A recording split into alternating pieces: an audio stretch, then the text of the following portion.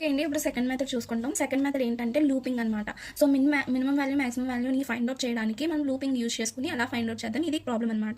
ఇప్పుడు ఎరే తీసుకున్నాను. AR is equal to sum list తీసుకున్నాను. నాకు maximum value is equal to array of 0 నుంచి స్టార్ట్ అవ్వాలి and minimum value is equal to array of 0 అని చెప్పుకుంటున్నాను. సో దీనికోసం మనం లూపింగ్ కోసం ఫర్ లూప్ తీసుకుంటున్నాము.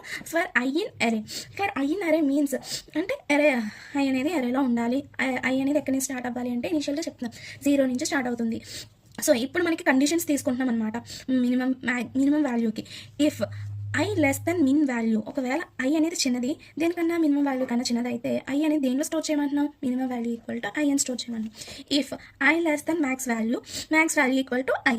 సో ఇది కూడా సేమ్.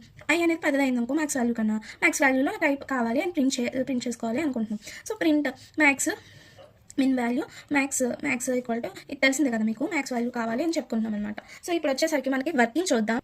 ఇప్పుడు కండిషన్ ఏంటి, మనకి కండిషన్ ఏంటి, I less than min value is equal to I అని చేయాలి అనుకుంటున్నాం. తర్వాత I greater than max value equal to I అవ్వాలి అని చెప్పుకుంటున్నాం. ఇది కండిషన్ అనమాట. మనకు కండిషన్ గుర్తుండాలి ఫస్ట్. సో వర్కింగ్ వచ్చేసి ఐ అనేది ఇటరేట్ అవ్వాలి కదా. ఐ అనేది ఎక్కడి నుంచి ఇటరేట్ అవ్వాలి అని చెప్పాను నేను, 0 నుంచి ఇటరేట్ అవ్వాలి. సో 0 ఇండెక్స్ నుంచి ఇటరేట్ అవ్వాలి. 0లో ఐ వాల్యూ ఎంత ఉంది, ఐ ఈక్వల్ టు 10 అనమాట.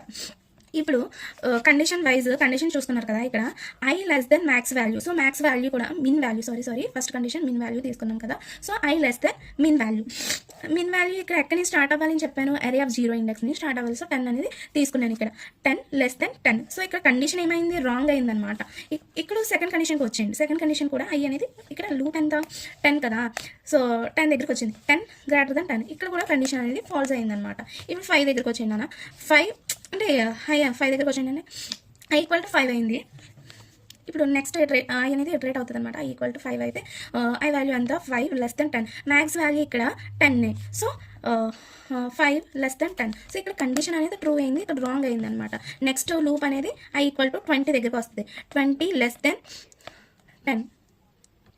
ఇప్పుడు చూసుకున్నట్లయితే థర్డ్ ఇటరేషన్ ఏంటి, ఐ ఈక్వల్ టు 20 అయినప్పుడు 20 లెస్ దెన్ 5. ఎందుకంటే ఇక్కడ కండిషన్ అనేది సెకండ్ దాంట్లో కండిషన్ అనేది ట్రూ అయిందనమాట. అంటే I value equal to 5 update అయింది. అంటే ఇక్కడ చూసుకుని మ్యాక్స్ వాల్యూ అనేది ఐ అవ్వాలి, కండిషన్ ట్రూ అయితే కదా అనుకున్నాం కదా. అంటే మ్యాక్స్ వాల్యూ మిన్ వాల్యూ వచ్చేసి ఇక్కడ 5 అయింది, మ్యాక్స్ వాల్యూ సేమ్ 10 ఉందన్నమాట. 10 ఉంది. ఓకే, ఇక్కడ అప్డేట్ అయింది 20 లెస్ దెన్ 10.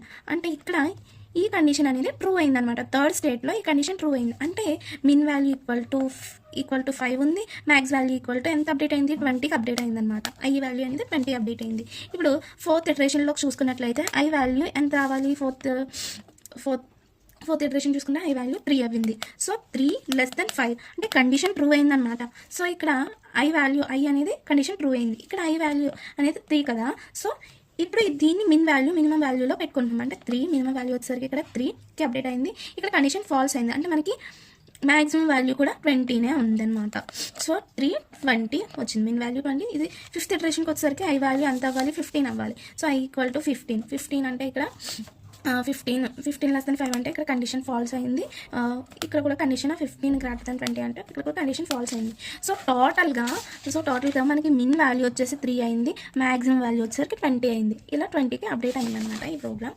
సో ఇది లాజిక్, అర్థమైందని అనుకుంటున్నాను.